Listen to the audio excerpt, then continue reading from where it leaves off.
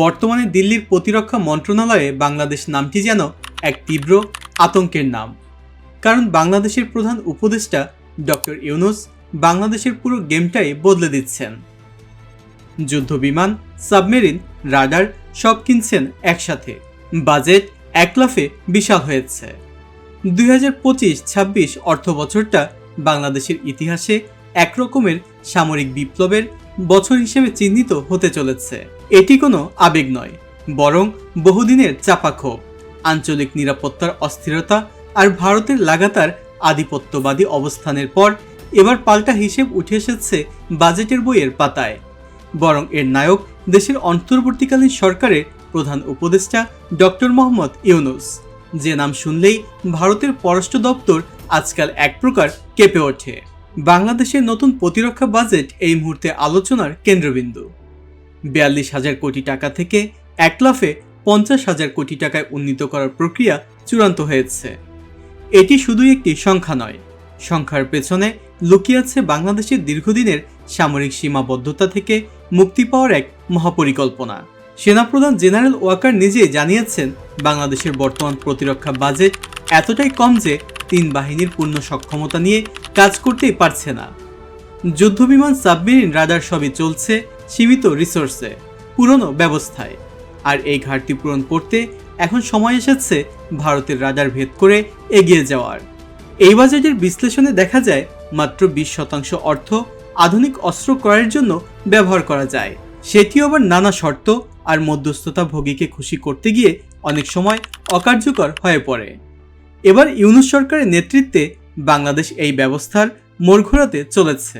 বাজেটের একটি অংশ সরাসরি যুদ্ধাস্ত্র কেনার জন্য ব্যবহার করা হবে, এবং তা হবে মূলত সরাসরি নির্মাতা দেশ বা কোম্পানির সঙ্গে সরকারি পর্যায়ে আলোচনার মাধ্যমে।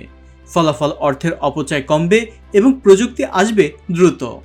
এই মুহূর্তে বাংলাদেশ যেখানটায় সবচেয়ে বেশি গুরুত্ব দিচ্ছে সেটা হলো বিমান বাহিনী, আর এর পেছনে রয়েছে একটি অত্যন্ত যৌক্তিক ব্যাখ্যা।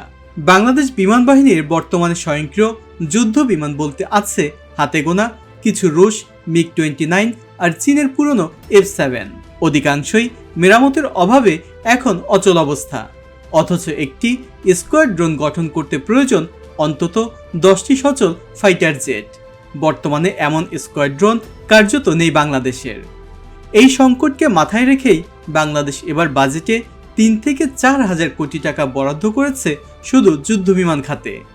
চীনের কাছ থেকে J-10C মাল্টিরোল ফাইটার জেট কেনার চুক্তি প্রক্রিয়াধীন। পাশাপাশি থাকবে রাডার আপগ্রেড, আধুনিক গ্রাউন্ড সাপোর্ট ইউনিট এবং আন্তর্জাতিক প্রশিক্ষণপ্রাপ্ত পাইলট স্কোয়াড। J-10C যুদ্ধবিমানগুলি যখন বাংলাদেশের আকাশে উড়বে তখন ভারতের রাফায়েলকেও হিসাব করে চলতে হবে, কারণ এই বিমান শুধু গতি বা আগ্রাসন নয়, বরং প্রযুক্তি আর কৌশলের এক সংমিশ্রণ। নৌবাহিনী নিয়েও বাংলাদেশের পরিকল্পনা এবার নাটকীয়ভাবে বদলেছে। বর্তমানে দেশের কাছে রয়েছে মাত্র 2টি সাবমেরিন, তাও অনেক পুরনো মডেলের। খুলনা ও চট্টগ্রামের ঘাঁটিগুলো আধুনিকীকরণের ঘাটতি থাকায় সাবমেরিন বা যুদ্ধজাহাজ মেরামত হচ্ছে না সময় মতো।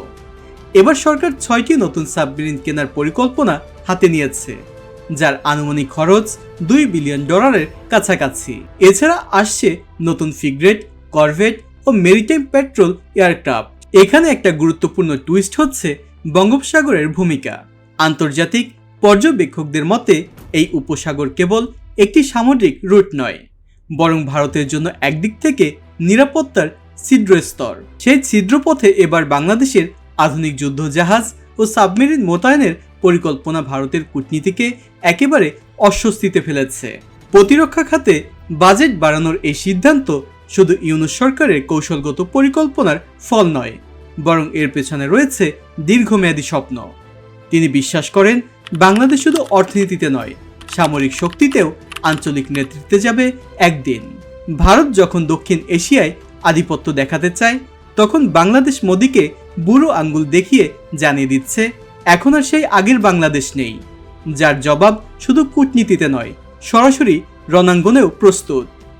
আর এই আত্মবিশ্বাস থেকেই এবার বাংলাদেশ বিমান বাহিনীর জন্য fridge surface two air missile কেনার প্রক্রিয়া শুরু করেছে, যার জন্য রাশিয়া ও সাইপ্রাসের সঙ্গে সরাসরি যোগাযোগ করা হয়েছে। এতে আকাশসীমার প্রতিরক্ষা আরও শক্তিশালী হয়ে উঠবে। বিশেষ করে ভারতের অত্যাধুনিক রাফায়েল ও SU-30 স্কোয়াড্রনের হুমকি ঠেকাতে এই উদ্যোগ নেওয়া হচ্ছে।